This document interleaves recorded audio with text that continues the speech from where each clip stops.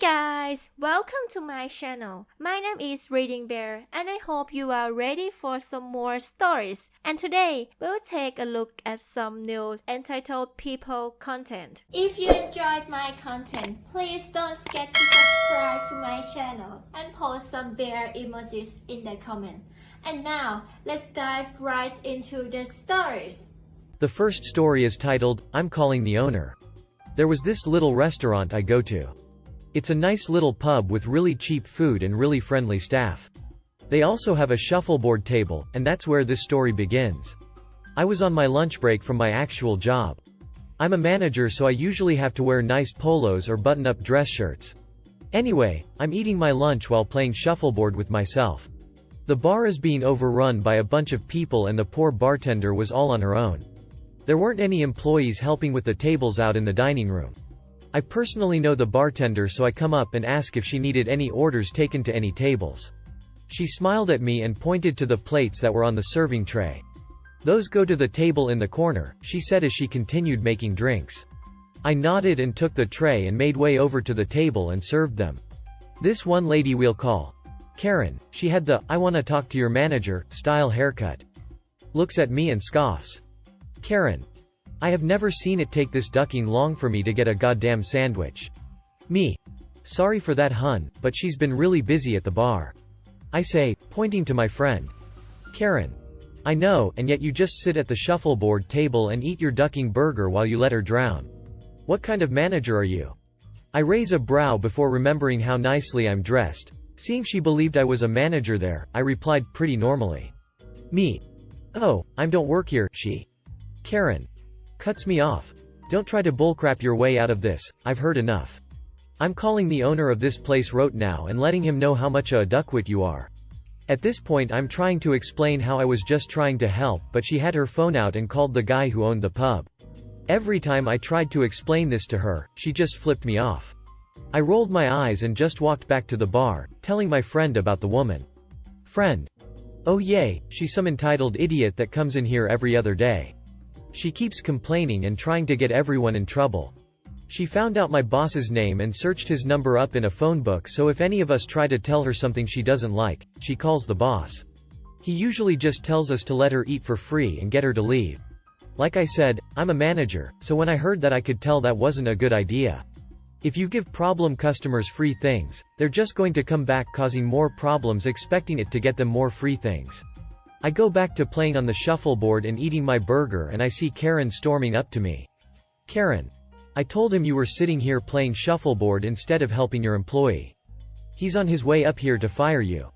Me. That's gonna be really hard for him to do since I don't work here, you stupid idiot. Karen. She got red in the face and she reached over and slapped me, now screaming. How dare you say that to me? I will duck up your whole life, you waste of filth. Now, I'm a simple man, and I was raised to never hit a woman. But I'm a second-degree black belt in Taekwondo and a first-degree black belt in Hapkido. I don't need to hit her to make my point. She goes to slap me again and I catch her wrist, pulling it in behind her back and kicking out both her feet to bring her to her knees. She couldn't move in this position without pain shooting up her arms and neck. Believe me, I've been locked in this position before. At this point the whole pub is turned to see the commotion and my friend has come over to me. Friend. Jesus, are you okay? Karen. Let me go. I am going to get you ducking arrested and I will sue you so hard you'll be lucky to be living in a cardboard box. I asked my friend if she could get me some zip ties. Once she gets me some, I fashion out some male shift handcuffs and restrain her. At this point the owner walks in and sees this. Owner. Holy crap, what happened? Karen. Your stupid manager assaulted me is what happened. I am suing him and you and your business for this. Owner. He doesn't work for me, he's a regular here, lady. Karen got bright red in the face, but she sat there and stayed quiet now. I think she realized what kinda trouble she was in. After a few moments the police arrived and I explained the events that unfolded to both the owner and the police. My friend backed me up on all of it, despite Karen trying to deny it. The police office asked if I wanted to press charges for assault and I said, gladly. She was sent away in a police car and no one has seen her since. The next story is titled Karen Neighbor Threatens to Burn Down My House Because of My Pets. Hello all, welcome to another crazy Karen story. To start this off, I have some unconventional pets.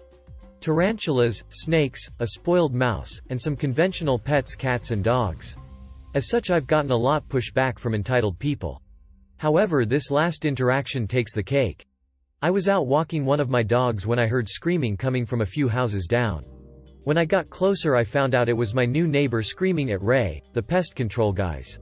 This woman is a shorter Hispanic woman, with short brightly colored hair. Spit was practically flying from her mouth. A young bored-looking boy stood in the doorway of the house. When Ray sees me, he waves me over quickly. "Look, Ms. Tex here can tell you we are just walking around the house to do the pest control. We are hired by the WA." Ray practically sobs. Hi, Ray really does work for the WA as pest management. However, if you don't feel comfortable with Ray or his company being around your house, you can just tell him to mark you down as a skip. I shrug, understanding not everyone is comfortable with people walking around their homes. Yes, I don't want those people walking around my house. My sweet baby was playing outside and he scared him. Karen screams. Ray looks so relieved for a split second. Yes, Ms. We can certainly put you on the skip list. Or even as a partial skip like Tex does. Ray offers. A partial skip? Karen asks, confused. Yep, I have some exotic pets that are sensitive to the spray they use, so they skip the window to their room, I told her with a smile. Exotic pets? The boy says, peeking up. I smiled, going into full teacher mode. I explained that I have many different kinds of pets. I told them that I take in a lot of specialty pets people buy before doing the research on.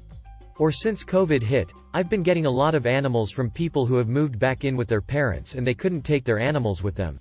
The more I talk, the more excited the boy looks. And the more horrified the mother does. Wait, she interrupts. What kind of monsters are you keeping? Excuse me? They aren't monsters, they are just awesomely uncommon pets. I snapped, slightly annoyed. Snakes, spiders, they are monsters. How can you keep them? Honestly, I would just burn the whole house to the ground and just take the loss. Karen screeches. Now, something you should know is that as a child I did in fact have a house burned down. Both my parents were badly burned and spent months in the hospital. My brother and I had nowhere to go, as none of my family could or would take us in. The firefighters ended up cleaning out a back room at the station and let us live there for a month before my mom was released from the hospital. So the threat of going through that again shook me to my core. That kind of joke isn't funny. You would say that to someone who owned a dog or a cat, so don't say that to me. I've been through the aftermath of losing a house to a fire. It's not something to use as an empty threat. I snarl at the Karen. She sniffs and tosses her nose into the air. Who said it was an empty threat? She snips at me. Everyone froze. I can't imagine what my face must have looked like. Ray looked between us and took a step away from me. It better be, Karen, because I have enough cameras that alert me if anyone steps onto my property. I also have enough ammo to bring down a small army. Take from that what you will. I snarled, grinning like a shark. Was that a threat? Karen gasps. As long as you don't plan to follow through with yours, I won't be forced to follow through with mine. I grinned sharply. She storms back up the drive, leaving her now wide-eyed son behind. As she slams the door, Ray jumps. Well, that wasn't how I accepted this day to go, he sighs tiredly. I just nod. The kid looks at me and sheepishly before shyly asking, could I hold one of your snakes and see your spiders? Talk to your dad when he gets home, and if he says yes, y'all can come over and hang out, I tell him, still trying to calm down. I know I probably didn't handle it the best.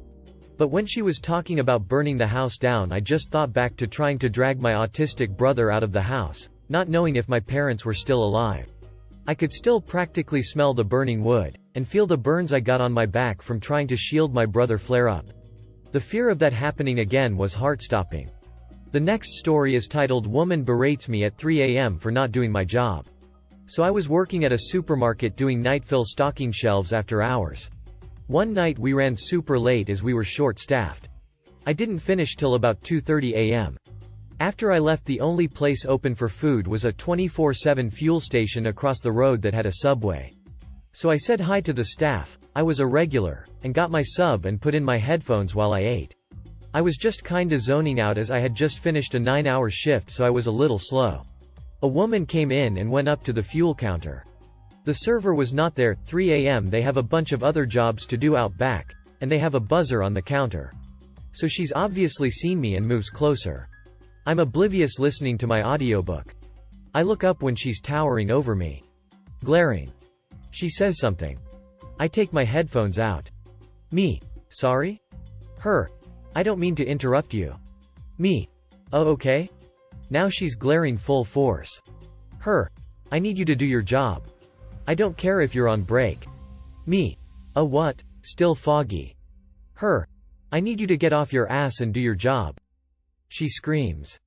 Finally, I get what's going on. I lean back and point to my shirt logo. Me. I don't work here. I'm from the supermarket across the road. Her. Don't give me that bullcrap. I'm in a hurry now, do your job. By now the server has come back to check on the noise. Server. Hey, my name, everything okay? Me. Ask her. She does an actual double take. She goes a bit red but rallies herself and glares at me again. She pays for her stuff and then in a loud as hell stage whisper says, "What's he doing here at this time of night?" Suspicious if you ask me. Then she leaves. The server shakes his head and we laugh it off. But the best part is a few weeks later. Same scenario at the same petrol place. I'm eating but more alert. She comes in, sees me eating and goes red. Me. Hey server, that crazy woman is back. I then nod at her. Me. Can I help you with anything, ma'am? I don't work here but I know how upset you get with the truth, so maybe I can pretend. Do some roleplay? If that would help. The server comes out, she buys some gum and leaves never saying a word, her face bright red. The next story is titled I Don't Work Here Lady, Will You Marry Me? This was 3 years ago, it was December. I remember because it was the day before my birthday. I was in a big box store. One that combines a grocery store with clothing, electronics. You get the picture. I saw a cashier I knew standing at the end of her register on her cell phone. How she was getting away with it I don't know. When I saw a woman who was clearly vision impaired tried asking the cashier for help but kept blowing her off. I heard her say, "Go ask someone else." Now I am a Boy Scout at heart. Mom, Dad raised me to help others in need if I see they need help. I walked up to the lady and asked if there was any way I could help. She said yes, she wasn't used to the new layout since they remodeled. From experience in high school, a girl I had a huge crush on who was visually impaired to hold my arm, my elbow out so I could guide her. She carried the hand basket and would tell me what she needed. We talked and she told me how in school she had a nice friend who did the same for her. I said he seemed like a decent guy. She told me he was kind of short and had a squeaky voice. But seemed shy. I helped her with her shopping and when we were done, we went to the register and the cashier who had blown her off said, "Hi Ricardo, how are you today?" "Don't hi Ricardo me. This young lady tried asking you for help and you blew her off, just stood there yakking on your phone. Just ring us up." The young lady said, "Wait, Ricardo? Did you go to GW High?" I said yes I did. "Ricardo, you don't recognize me?" Then it hit me, "Sandy? Is that you?" Sandy said yes, she didn't recognize me or my voice, I had gotten taller. "And you told me your name is Rick." "Yes, my name is Rick, short for Ricardo." Puberty hit me like a tsunami after high school. I was a real late bloomer. We talked for a while because I didn't recognize her at first.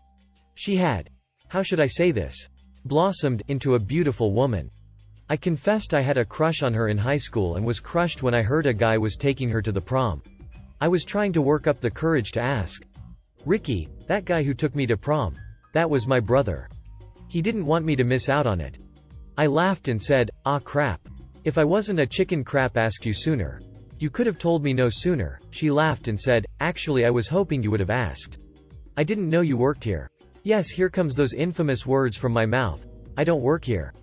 Sandy said, "You don't work here and you helped me? You always were a sucker for a damsel in distress." We exchanged phone numbers and dated.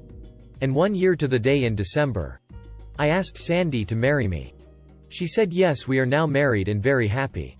I may not have taken Sandy to the prom, but I went better. I took her as my bride. Thanks for reading. Enjoy your life. When things seem bad, who knows, your I don't work here lady may be the one you love.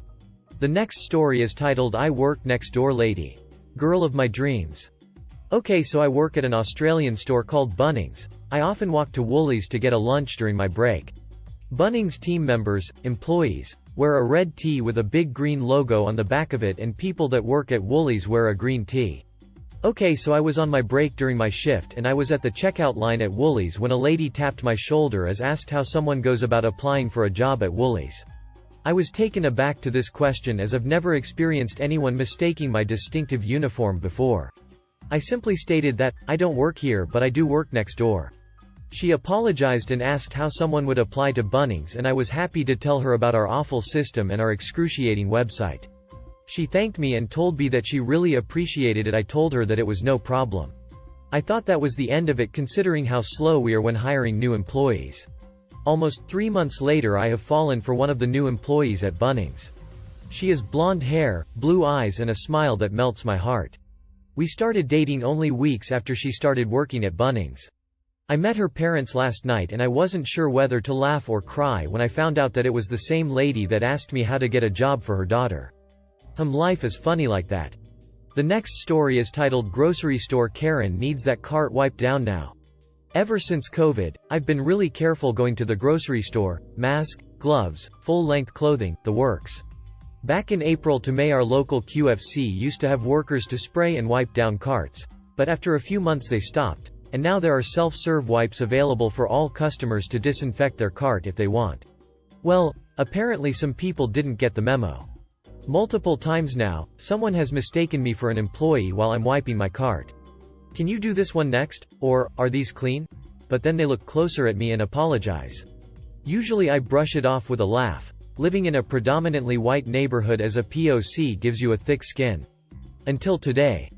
First, while I'm wiping down, there's a sudden yank on the cart and it hits my arm. I look up to see a middle-aged lady trying to pull away with my cart. Mask below her chin. Out of instinct, I grab the other side and pull back. This surprises her and she looks up, but doesn't let go. Me. Excuse me, what are you doing? K. No response. Yanks again. Me. Let go please K. No more yanking but doesn't let go either. After a 10-second staring contest. K. Whiny high-pitched. I need a clean cart, me. Then get one yourself, K. I'm in a hurry. Me. There are wipes right behind you. K. Long pause. Well, can't you clean another one? Me. I don't work here. K. Angry stare, not letting go. I need this one now. At this point the cart is no longer clean, but damn it, it's the principle of the thing. Years of letting it go is also bubbling to the top now as I stare into the face of this entitled woman who has likely gotten her way all her life. Not this time. Me. Duck off lady. Step away from my cart and go get your own. And put that mask back on. She finally lets go by pushing the cart back towards me. Grabs another one and loudly complains all the way into the store. Later I see her getting stopped by the manager, and arguing about keeping her mask on. As a conflict-averse person I felt really proud of standing my ground, and had to post this here as soon as I got home. If you enjoyed the video, please subscribe to the channel and post some bear emojis in the comments.